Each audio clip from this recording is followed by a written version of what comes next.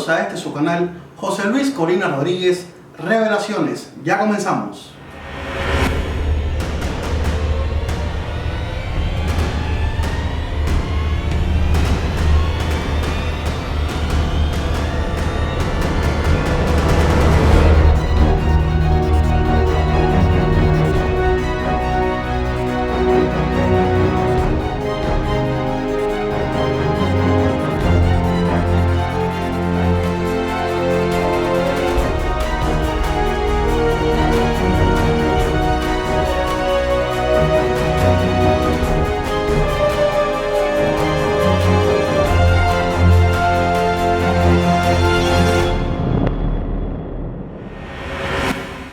Hace algún tiempo, en el último año de la carrera de artes visuales, me piden dar una charla sobre el arte conceptual y su influencia en la sociedad actual. Específicamente, su influencia en esos estudiantes que aún se encuentran estudiando en las carreras de artes visuales. En aquel momento preparé una charla sobre el por qué llamado genio actual no es más que un constructo social. Y a veces se nos convierte en un negocio, por desgracia, llamado artes visuales. Bueno, de esta manera estamos planteando en esta segunda mancha la idea, ya se va viendo la idea del cuadro. Estamos rectificando también el dibujo, se rectifica mucho el dibujo constantemente para dar la intencionalidad de gesto, del movimiento que se está buscando con la pieza. El arte conceptual, desde que Marcel Duchamp presentó en una galería de arte su obra El famoso urinario público, y este fue vendido posteriormente en millones de dólares, para mí la línea de tiempo de arte y genialidad sufrió una muy seria ruptura. No quiero decir con esto que en una obra de arte deba prevalecer más el concepto que la técnica o la técnica del concepto. Para mí ambas cosas deben ir de la mano. Deben ir perfectamente equilibradas. El hecho de que una determinada élite de intelectuales, en mi experiencia, manipulen diciendo que ya no hace falta pintar, que no hace falta esculpir, que no hace falta la creación, que el solo hecho de pensamiento efímero hace una obra de arte. Señores, eso para mí no es más que una manipulación mediática que conlleva a intereses mayores, mejor dicho, que responde a intereses mucho mayores. Económicos, platica. No, para mí no es más que eso. Títeres, marionetas, una simple manipulación. Entonces, en la etapa de la terminación, nosotros tenemos que comenzar a aplicar veladuras en función de los volúmenes. Se aplican veladuras en función del volumen. Limpiamos mucho el color se limpia. Se hacen las mezclas más exactas para ejecutar lo que vendría siendo la terminación de la obra. Amigos, hablemos claro. La genialidad, como se llama a ver en la era del Renacimiento, barroco, manierismo, romanticismo, no es lo que estamos acostumbrados a ver en estos momentos. Debido a que, ¿quién de ustedes me puede decir que al ponerse delante de una obra de Miguel Ángel, de Leonardo, de Botticelli, de los grandes maestros, no se nos mueve el alma? ¿Quién osaría decir que una obra de ese nivel no es un producto arte?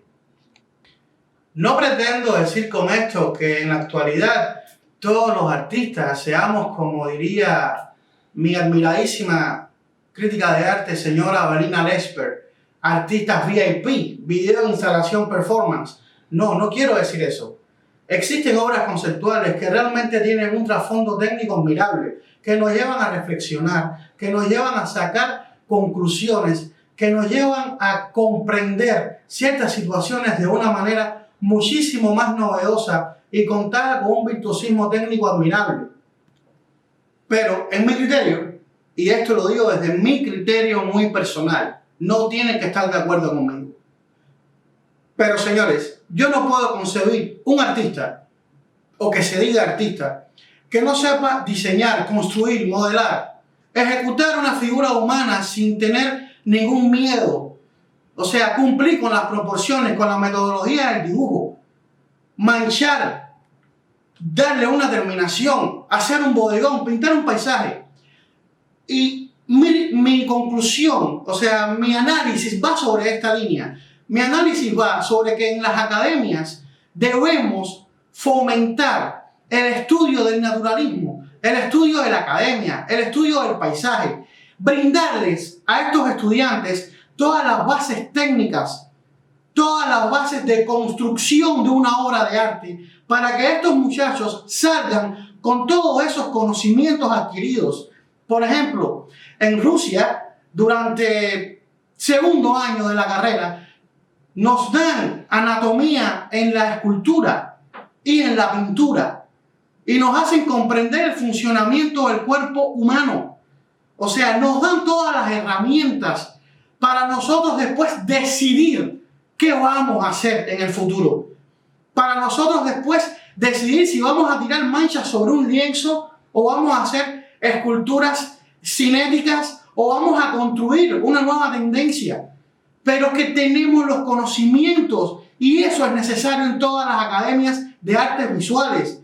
Que se le enseñe al estudiante, que se tome de la mano, que nos tomemos en serio la anatomía animal, la anatomía humana, en la construcción del paisaje, la construcción del paisaje urbano, la perspectiva en la atmósfera.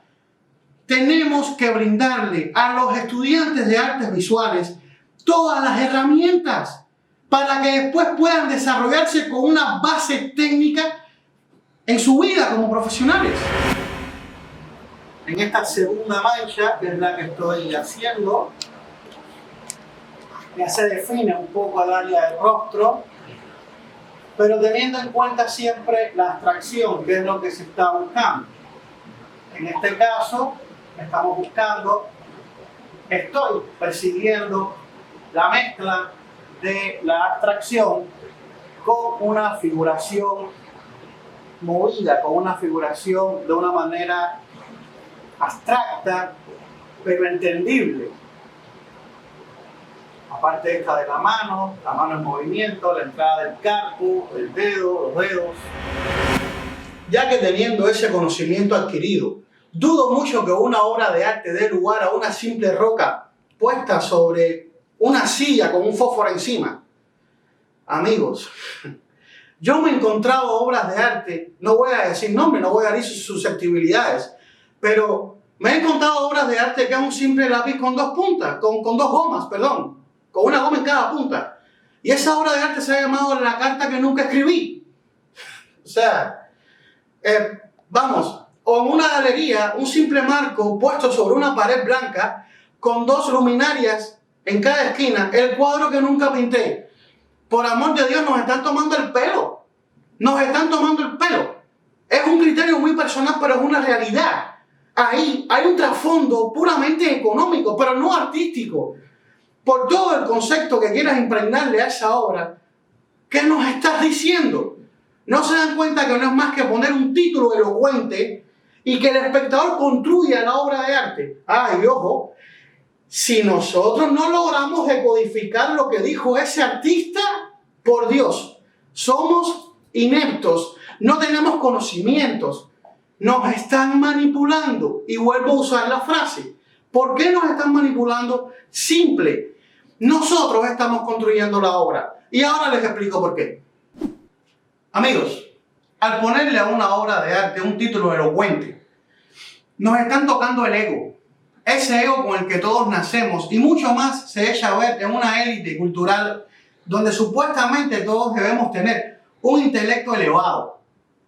El hecho de ponerle un título muy suspicaz a una obra de arte que realmente no es más que una piedra, al tocarnos el ego, nosotros comenzamos, o sea, damos una respuesta psicológica y comenzamos a construir lo que quiso decir ese artista basándonos en un criterio muy personal.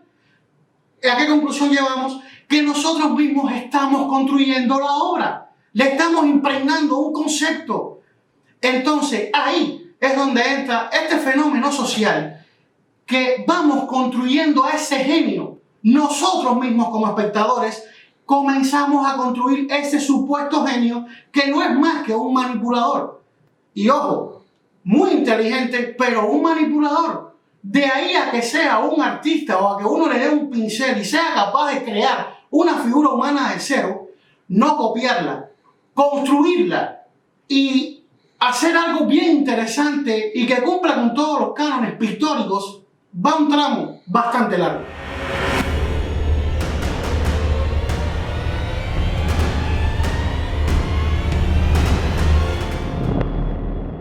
Cuando llegamos a este punto, ¿dónde está el genio?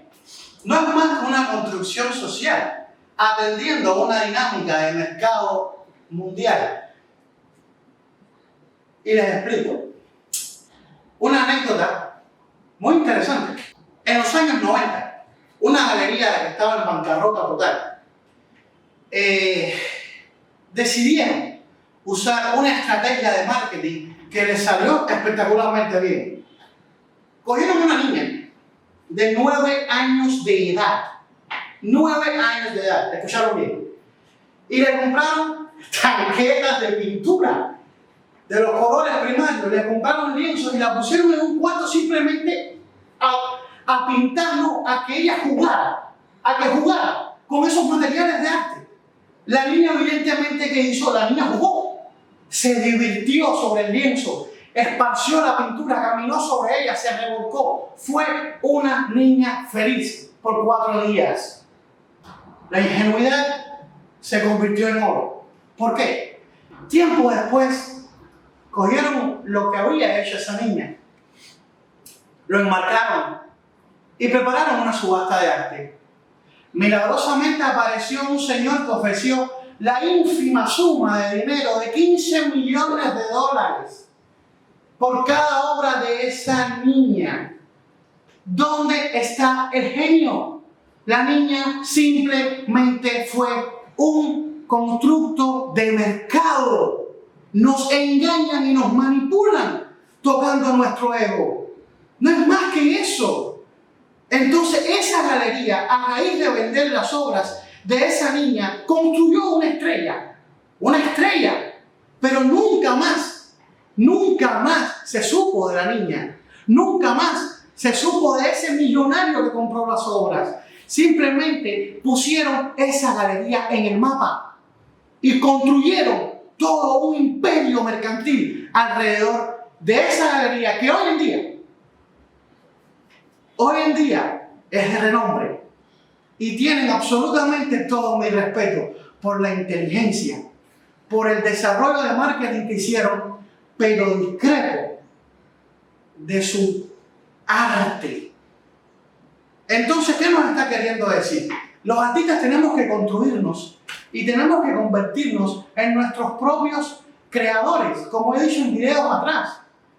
Tenemos que construir estrategias de mercado y tenemos que crear con la base de conocimientos para cuando lleguemos a ese estrellato al que todos aspiramos.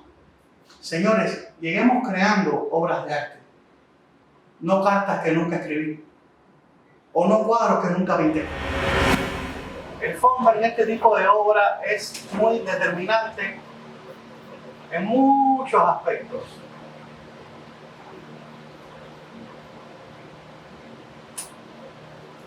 Ya que limpia la figura y la realza. Nos da la posibilidad de realzar la figura utilizando planos de colores en función de la forma.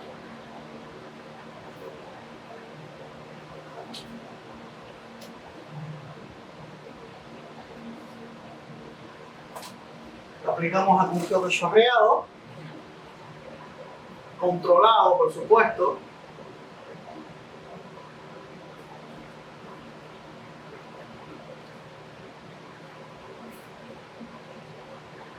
Y bueno, ya verán en la terminación cómo comenzamos a aplicar las veladuras en la obra. cómo comenzamos a limpiar, cómo comenzamos a sacar aún más los detalles, a limpiar el color, los contrastes. Entonces, para ya dar una terminación lo más atractiva posible, con la cual estemos lo más conformes. Porque recuerden que una obra nunca se termina, solo se abandona. Una frase de Velázquez, ese gran pintor español.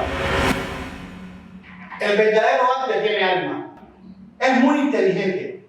Nos transporta a pensamientos filosóficos profundos y nos deja ver obras realmente donde hay un trasfondo técnico, una preparación real. En fin, existe un muy buen arte conceptual, pero también hay una línea muy delgada entre la burbuja y el verdadero. Y esa línea se nos hace visible una vez tenemos los conocimientos técnicos requeridos. Pero, ¿dónde está? ¿Dónde está la verdadera genialidad? ¿O mediante qué se puede alcanzar esa verdadera genialidad? Amigos, la respuesta, a mi entender, está en el fracaso.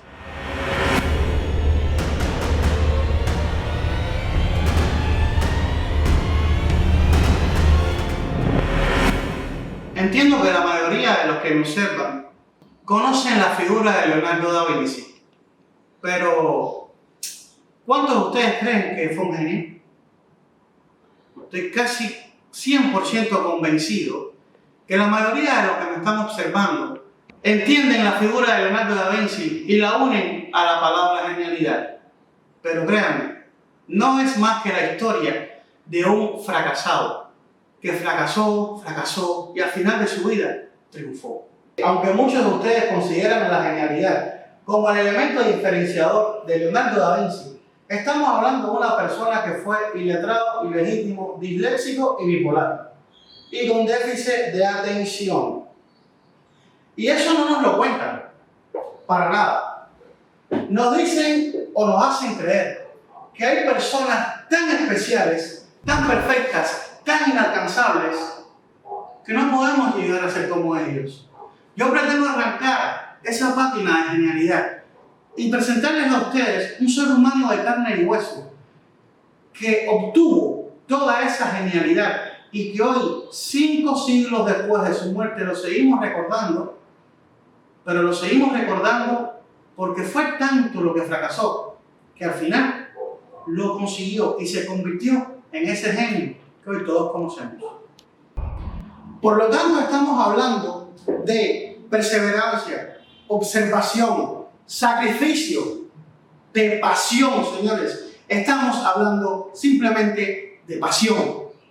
Leonardo fracasó en Florencia, en Milán, en Venecia, en Florencia de nuevo, en Roma, y triunfó al final de su vida.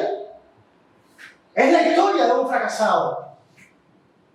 Pero gracias a ese niño que nunca dejó de preguntarse por qué y para qué, ese niño que era extremadamente curioso, se convirtió hoy día en esa figura de la humanidad a la cual celebramos su 5º centenario.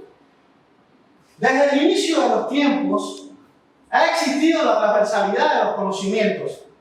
Está la incesante curiosidad del ser humano y dentro de esa curiosidad el fracaso es lo que nos forma como personas. Leonardo, en busca de trabajo, le presenta su carpeta como artista y Ludovico Sforza lo contrata como un simple escenógrafo, pero no lo contrata como artista.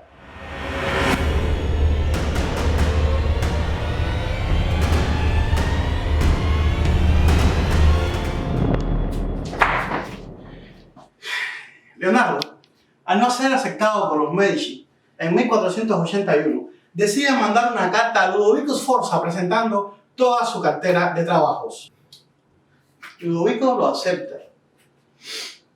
Después de aceptar a Leonardo, le encarga realizar su boda. Y en su boda le encarga realizar su tarta de boda. Y le dice que tenía que ser una tarta impresionante, que tenía que dar de comer a 300 personas. Y Leonardo le dice a Ludovico Sforza, no te preocupes, haré una tarta tan grande que la boda se celebrará dentro de la tarta. Contrata a los mejores arquitectos, artistas, pasteleros, se pone a trabajar y lo hace, lo logra, construye esa tarta. Al día siguiente, cuando se iba a realizar el enlace nupcial, Leonardo llega y se encuentra que ya había tenido lugar el banquete. Se encuentra por el piso tirado, polenta endurecida, trozos de cartón, trozos o sea, todo destruido, las alimañas. Evidentemente, los agentes biológicos habían hecho gala y habían destruido todo el trabajo de Leonardo da Vinci. Ludovico Sforza se embestializa, se toma un cabreo horrible y prácticamente Leonardo tiene que salir corriendo, tiene que huir. Leonardo da Vinci no tenía plan B y se piró, se fue, se marchó, tuvo mucho miedo de la reacción. En aquel momento teniendo en cuenta que te cortaban la cabeza por cualquier cosa. Bueno, muchachos, después de aplicadas las veladuras, en el fondo, como pueden ver, uno va componiendo, en el fondo se va componiendo para buscar la simetría de la pieza. En el rostro, como ven, el rostro se magnifica y se contrasta con el fondo y se convierte de un intento o de una intención de realismo, se va convirtiendo en una obra abstracta. ¿Cómo afrontó Leonardo ese fracaso? ¿Se quedó cabizbajo? ¿Se tiró al abandono? No, para nada.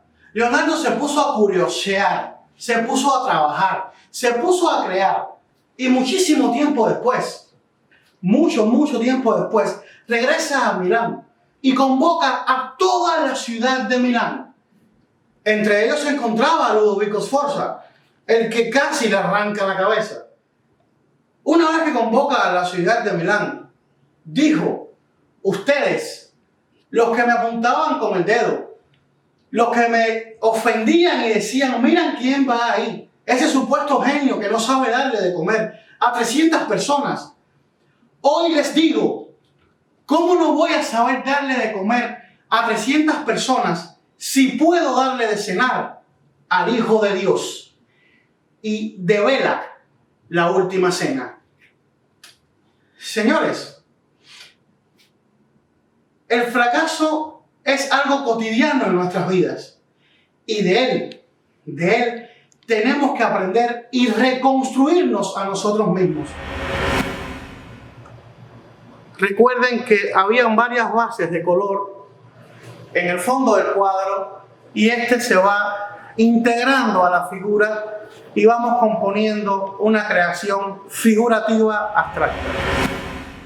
Nos han contado que hay personajes tan excelentes que son inalcanzables.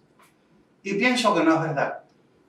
Pienso que a través de la observación, de la constancia, de la perseverancia y de asimilar el fracaso y convertirlo en una victoria, podemos ser como Leonardo o Leonardo como nosotros. Dejar un legado en esta vida. Construir algo digno de admirar. No construir cartas que nunca escribí. Construir arte, señores. Construir un mejor futuro y mejores enseñanzas para nuestros hijos. Dejar simplemente una huella en esto que se llama tiempo. Aplicando algunos espatulazos de color. Y de esa manera, encima de las pegaduras, seguimos componiendo, seguimos creando sin miedo, utilizando la espontaneidad de la pincelada hasta que lleguemos a un resultado que nos sea agradable. Entonces, de esta manera, vamos concluyendo después de componer con un estilo muy particular mío. Después de componer esta pieza, vamos concluyendo la obra, aplicando veladuras, poniendo pinceladas de composición, evidentemente utilizando el colorido y sobre todo la soltura en el trazo, en la pincelada, sin miedo de ningún tipo a crear. De esta manera vamos concluyendo esta pieza y vamos a firmar. ¿Listo? Obra firmada. Y los estoy invitando a la rifa de esta pieza, solamente $25 por persona. Compartan, no se cansen de compartir. Un verdadero placer y nos vemos el próximo 14 de febrero. ¡Chao!